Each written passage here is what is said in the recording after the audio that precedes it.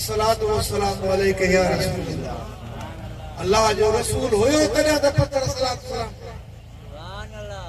तो मु अर्ज कयो त न फकत जिक्र बल्कि नबी करीम अलैहिस्सलातु वस्सलाम जे मथा दुरूद ऐं सलाम जो सिलसिलो भी उन ज़माने खां जारी आहे जॾहिं आदम अलैहिस्सलाम पाणी ऐं मिट्टी जे दरमियान हो। कीअं त मूं अर्ज़ कयो त अल्लाह से फरमायो अल्लाह जा मलाइका नबी ते दुरूद पढ़ंदा आहिनि। नबी करीम अलैहिस्सलाम फरमायो त मां उन वक़्त भी नबी हुउसि। मालूम थियो त नबी जे मथां अल्लाह जा मलाइका नबी ते दुरूद पढ़ंदा आहिनि। नबी करीम अलैहिस्सलाम फरमायो मां उन वक़्त भी नबी हुउसि। मालूम थियो दुरूद ऐं सलाम जो जेको सिलसिलो आहे उन ज़माने खां आहे जॾहिं आदम अलैहिस्सलाम में अल्लाह से रूह कोन।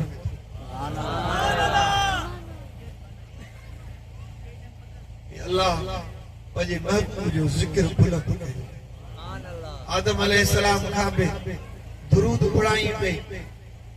इहा रिवायत न रुगी असांजे किताबनि में अहले सुन्नत जे किताबनि में बल्कि देवबंदिन जो हिकिड़ो जेके वॾो मौलवी समझंदा आहिनि मौलाना अशरफ अली थानवी उन हिकिड़ो किताब लिखियो आहे नशर तीब।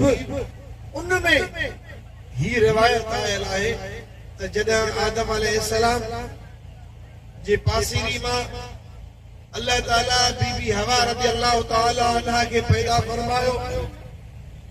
अल्लाह ताला जेका इंसानी फितरत रखी उन फितरत मुताबिक हजरत आदम अलैहिस्सलाम के उनुसियत पैदा थी बीबी हवा में। उनके वेझो थियण लॻो अल्लाह जो हुकुम थियो ऐं आदम न।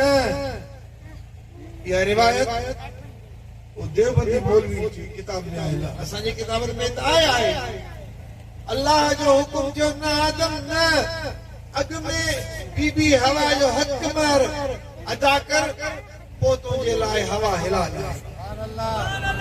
अर्ज़ कई त मौला हक़ मार में छा ॾियां? हुकुम थियो हिकिड़ी रिवायत ॿई रिवायतूं उन मौलवी साहब आंदियूं आहिनि। हिकिड़ी रिवायत में 3 दफ़ा ॿी रिवायत में 20 दफ़ा अल्लाह जो हुकुम थियो त मुंहिंजे महबूब आख़िर ज़मान नबी मोहम्मद करीम ते 3 दफ़ा दुरूद सलाम पढ़ त तुंहिंजो हक़ बार अदा थी वेंदो हवा तुंहिंजे लाइ हिला। अल्लाह महबूब जे मथां सलात व सलाम महबूब जे ज़िक्र जो एहतमाम फरमायो। हज़रत आदम अलैहिस्सलाम खां वठी ज़िक्र जो सिलसिलो शुरू हो। पर हे त इंसान जे इन कायनात में पैदा थियण खां पोइ जी ॻाल्हि आहे। न न महबूबनि जो ज़िक्र अञा अॻु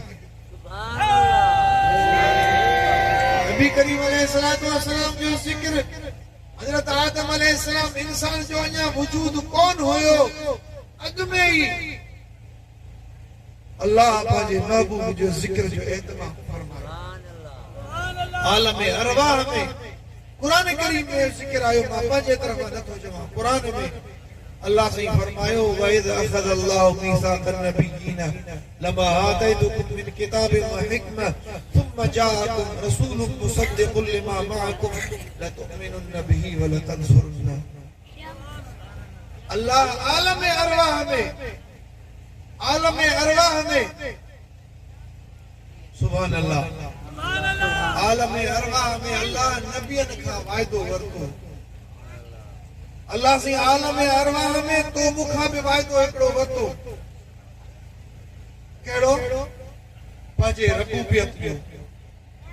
इहो भी कुरान पाक में ज़िक्र आहे। अल्लाह से ईमाननि जा रूह गंद करे पोइ उन्हनि खां इकरार कई अलस्तु बिरब्बिकुम